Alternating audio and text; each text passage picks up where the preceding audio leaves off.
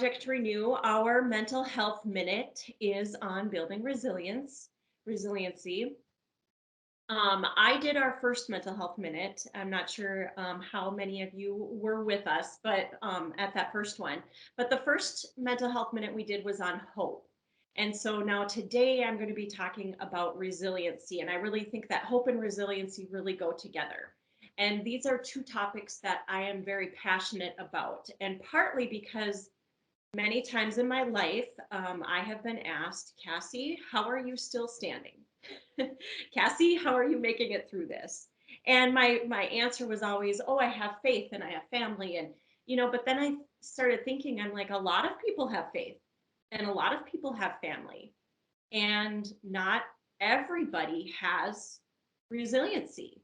And I've met people who don't have a faith that they prescribe to, and I've met people who don't have a support system who are extremely resilient. So that kind of shot my theory in the foot a little bit. I am where does my resiliency come from? Another reason that I'm so interested in resiliency and in hope is that growing up, I noticed a huge difference between my mom and her family members. And my mom came from a very, very, very difficult background. When she was a child, they lost their farm. It was recovered by the government and turned into wildlife, and they were given no money for it or anything. It was eminent domain. So she grew up very poor. She grew up in with abuse, not only in her home, but within her cousins and her aunts and uncles and her grandparents and throughout her entire family. There's a lot of alcoholism, maladaptive behaviors in many, many ways. And my mom raised us in a home that, even when we were going through tough times financially or whatever, we always had food on the table. We were always loved. We were never abused. We were always encouraged to to go to school, to have our education and to build lives um, and use good coping skills. And so I've always wondered, how did my mom get out? Well, so as an adult now that I'm old enough, I can understand the brain a little bit more and understand um, how hope and resiliency can be learned. And so that is one of the greatest things that's going to come from this little training today is how to learn some resiliency. I recently took a training, and it was through Innovations International. And this was something that was offered through the state. So many of you who work through the state may have also taken this same training. So if so, this is going to be a good quick review. If not, it's going to be just kind of a dip your toe in the water a little bit for resiliency. But I thought while I was creating this, I would glean some more information from other trainings that I've done. And working at Dakota Boys and Girls Ranch and things, we had resiliency pyramids and resiliency wheels and 12 steps to do this and 15 steps to do that. And I thought, you know what? These 6 topics or 6 items that I learned in this training actually sum everything up. I don't need to have a crazy boring PowerPoint that that everybody's going to want to try to jot down and learn all these technical things. It's going to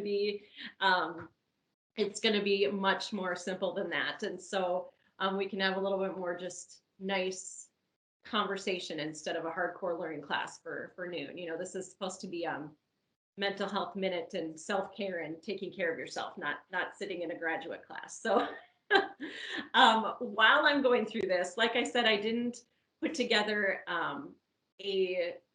an actual PowerPoint, but what I like to do is have some pictures. And so I'm going to go through as we're talking. I'm going to go through these pictures, and some of them deal with resiliency and some of them are just nice kind of relaxing pictures. So you're going to see some pictures. This is my daughter here. She had scoliosis, very severe case of scoliosis, and this was her first brace that she had to wear. And so as we're going through, you're gonna catch some of my kids and my animals and stuff, and just some nice fun pictures that I've taken and such. So like I said, sorry, I had to take a sip there. I had taken a really great training through Innovations International, and they gave us six items to think about, or six ideas that help us build and learn how to be resilient. They are, and I'm going to go through the probably like four times during this half an hour, so you'll catch them. But perseverance, openness, personal responsibility, confidence, emotional calmness, and realistic assessment. And so I'm going to go through each one of these and describe them, and then we're going to talk through them a couple more times as we move along. So, the item number one is perseverance. I like to call this grit. And this is something you might want to write down this name. Her name is Angela Duckworth, and she has studied grit and perseverance more than I thought was even possible. And she's got books out, and she's done talks and trainings. She's just fantastic when it comes to grit. But perseverance and grit, and what that is, the willingness to endure. So it's a driving force that pushes us through challenges. And so we all have different levels of this at different time, depending on what our passions are and what's important to us. Um, but grit and perseverance, they integrate our body, our mind, and our spirit. And so our body, when you think of physical trials and strengths we have, here this slide, this is a picture of my daughter's before and after surgery for scoliosis. She had, you can see a really large curve. And so it was a big physical, um, a time for her where she needed to dig deep and have a lot of that physical grit to get through this, and bravery to get through this. Um, Mind, the mental challenges and toughness or bravery. And then the spirit, where we connect them both. So you have the physical and the mental, and that's driven by our inner passions. And so, um, this is, her passion was to be able to grow up and stand up straight and be able to breathe. And, her lungs were kind of collapsed a little bit due to the scoliosis. And she wanted to live a healthy life. And so she had to get that perseverance. She had the mind, body, and spirit all going. So this is actually, though, something that really needs to be practiced, like an exercise, like a muscle. If we don't take part in things that require grit, and we never challenge ourselves, when something comes along and we are challenged, it's going to be like, we're sitting on the couch all day, and now we need to, or, for a whole year during a pandemic, and now we're going to go out and water ski this summer or something. Like, I'm not going to get up on those water skis because I haven't practiced and I haven't been exercising. It's the same for perseverance. So again, with perseverance, Angela Duckworth is who you want to go look up. The next is openness. We had perseverance, now openness. Openness is exploring possibilities beyond our own reality. So to be resilient, we must be open to others, and open to their ideas and their beliefs. And now this does not mean that we have to make them become part of our own life, but to understand other people's ideas and beliefs. And it can cause anxiety and fear, because the way our mind interprets differences, it sees differences generally as threats. Something is different than you, so it's threatening, right? And that's a protective factor that we have. Everybody has that. But in order to get through that, you can talk with people who have different ideas than you, take part in different experiences. For instance, my husband had never been to an orchestra um, performance, and so we went to one, and he loved it. He thought he was going to hate it, but he tried something new. Not only trying those new activities, but like really being part of them. So maybe actually trying to play an instrument if you never have. Increasing your scope like that um, increases your understanding of other people. And so what that does, it gives you diverse tools in your toolkit, in your mind, when you need to when you need to move forward in a new situation, and you need to have that resiliency. Now your mind is not so narrow. You have other ideas that you can pull from. The next one is personal responsibility. And this is one of my favorites because this is one that really um, it's probably the hardest, I would say, to develop. Personal responsibility can be seen as the ability and the power to transcend your circumstances. So when we examine our situations, we can have responsibility for our own reactions to what's happening and take ownership of the experience. We cannot always be in charge of what happens to us, but we can always be in charge of how we act or react to that. It's not always easy, and a lot of times it's just so much easier to say, for example, my mom, oh, I grew up in a horrible family, this is just my life and how it's always going to be. No, she decided that she actually moved out of her house when she was 18, just after graduation, and got a job, and decided that she was going to build a completely different life for herself than what her family um, was living, because she knew that it was not healthy.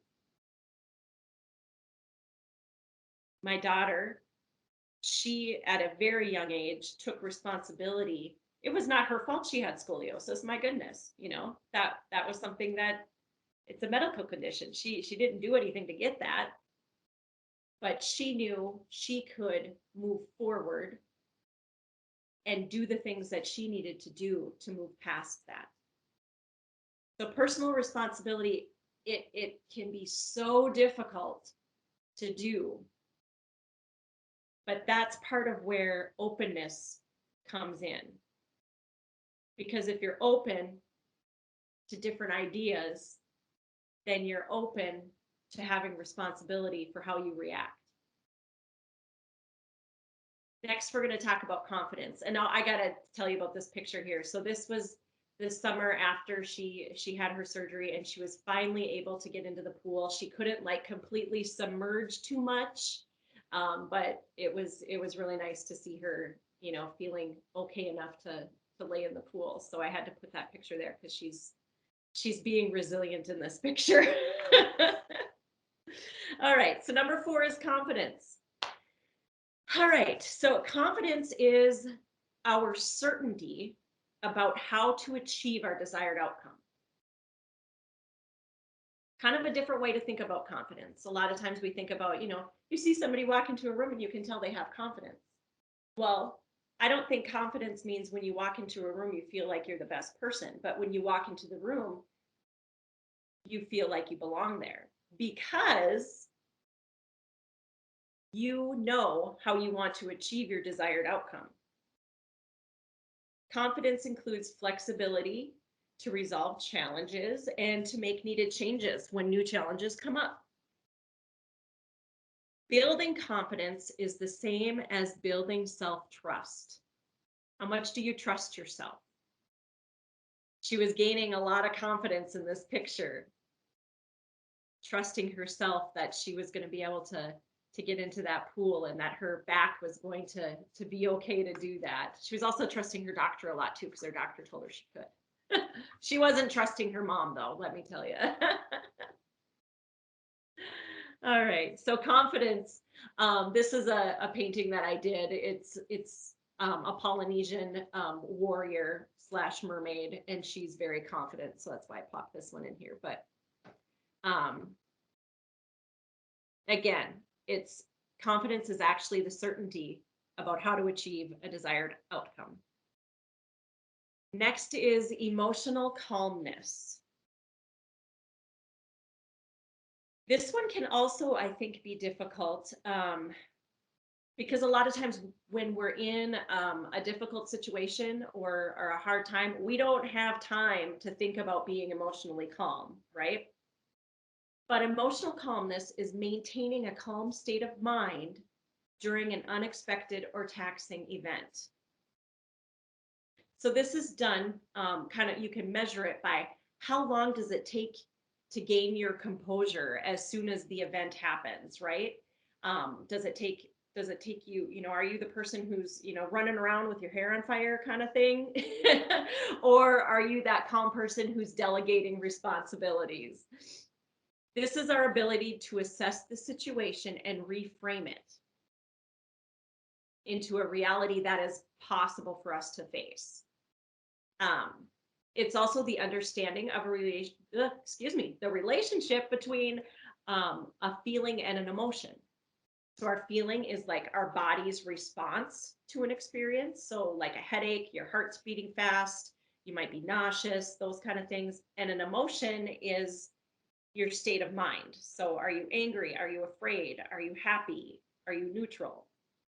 So if we can combine the two and be mindful to see how they affect each other, our feelings and our emotions, we can use one to create emotional calmness. We can use one to calm the other. And so I think about if you come across a car accident and you're absolutely afraid, you pull over and what you first see is there's glass everywhere, things are on fire, bodies are laying all over the place, you're completely freaking out, you're scared, and then you take the moment, very quick moment because it's an emergency, but you take in a moment to reframe and reassess the situation. Okay, so your heart is racing because you're scared, right? Well, when you reframe and you see, okay, wait a second, there is somebody sitting on the side of the road holding their head. They're afraid. They might be in shock. There is also somebody who's still in the car. You don't know how that person's doing. You do see someone else has called 911. Okay, so now you're reframing this situation into categories. Okay, maybe my first thing right now is to go check on that person in the car. And I know that my heart is beating and I'm nauseous because I'm afraid. But now that I've reframed it, I can move on to the next steps. So when we are resilient, we're able to do that easier. And all of these other steps help us build that resiliency. And then afterwards, okay, well, you were on your way to work. You still got to go to work, even though you're done. So now what are you going to do? How soon, how quickly can you bounce back after that? Emotional calmness. It's being mindful and understanding how your feelings and your emotions interact with each other. And finally, realistic assessment. And so, realistic assessment is how we work through those feelings and emotions and how we work with our current environment. Realistically looking at what is around you and what you have to work with and what you don't have to work with. Are there other people that can help you? All right, so I said we were going to be able to go through each of these things probably a few times. Um, I want to get into what we have just a few minutes, about 8 minutes left here. Um, Many people say that resiliency is actually how we bounce back. I completely disagree. We can argue this, that's fine. But I don't when something bad happens, I don't necessarily want to bounce right back to where I was. Because then what happens? If you go right back to where you were, did you learn anything? Did you become stronger? Are you going to fall right back down because you were right in the back in the same spot where you started?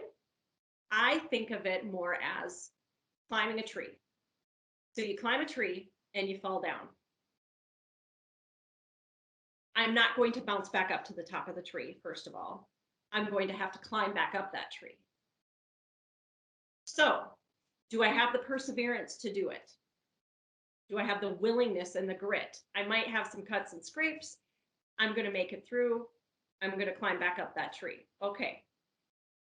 My mind is there, my body's there, my spirit's there. I'm going to make it up to the tree because my brother and sister are up there and I want to play with them. Okay, next is openness. What did I learn from watching other people? Well, I learned when I went up the tree this direction, I fell, but my brother and sister went up the tree that direction. Maybe I'll try that. It's openness. Personal responsibility. Probably wasn't my fault that the branch broke, but I'm the one who fell. And now I can either sit here and pout because I don't get to play with my brother and sister, or I can work on getting back up that tree. That's my responsibility. Confidence. Do I have the confidence in myself to make it up the tree without falling? Well, I've decided that I'm strong enough to do it. I learned from watching my brother and sister, and I know what I did maybe wrong last time, and that I can maybe do it different this time. So I built myself some confidence. Emotional calmness. Well, I was really scared when I fell. My heart is racing. So I had that feeling of fear. I know that they're connected. I can slow my heart rate down, knowing that it was fear from when I fell, and I can go back and try to get back up the tree. Realistic assessment. Well, it is realistic to think that a person can climb the tree because my brother and sister are up there. I'm assessing that situation. So in any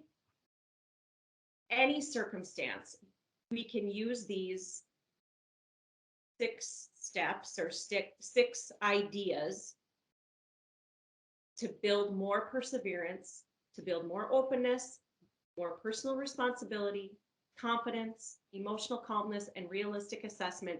And in turn, that's going to help us build more resilience. And I really believe that resilience, having some resilience, helps you build more resilience. And having to have more resilience helps you build even more resilience.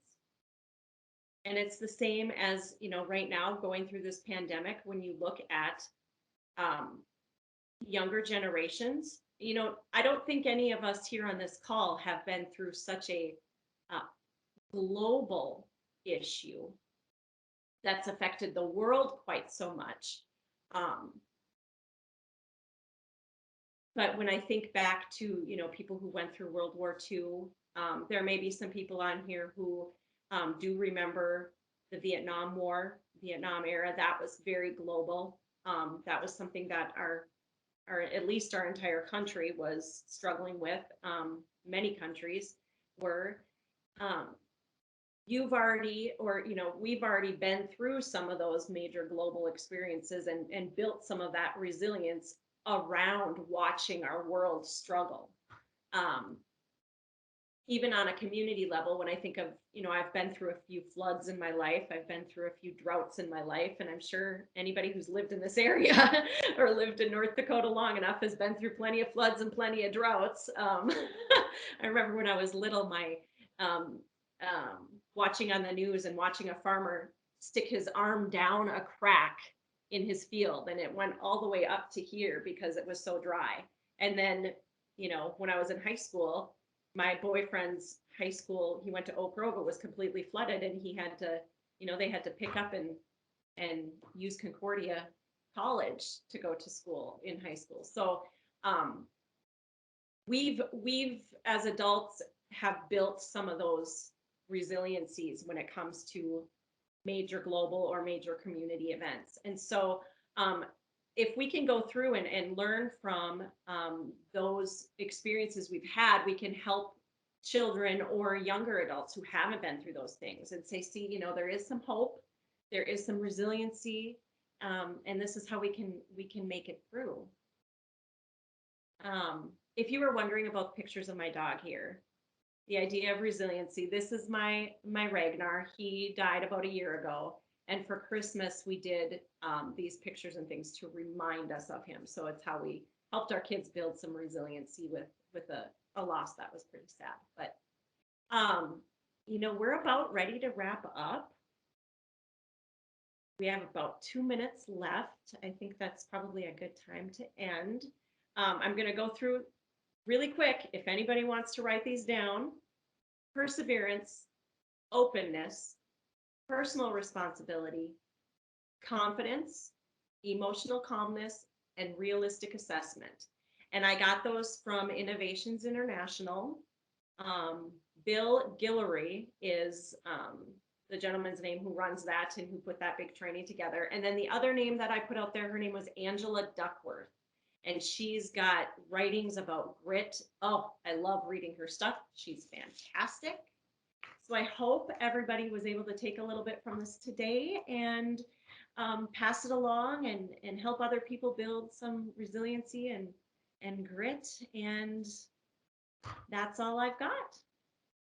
So thank you, everybody. Enjoy the rest of your day and the rest of your week. And it was great seeing some familiar faces. And I thank you all so much. Bye-bye.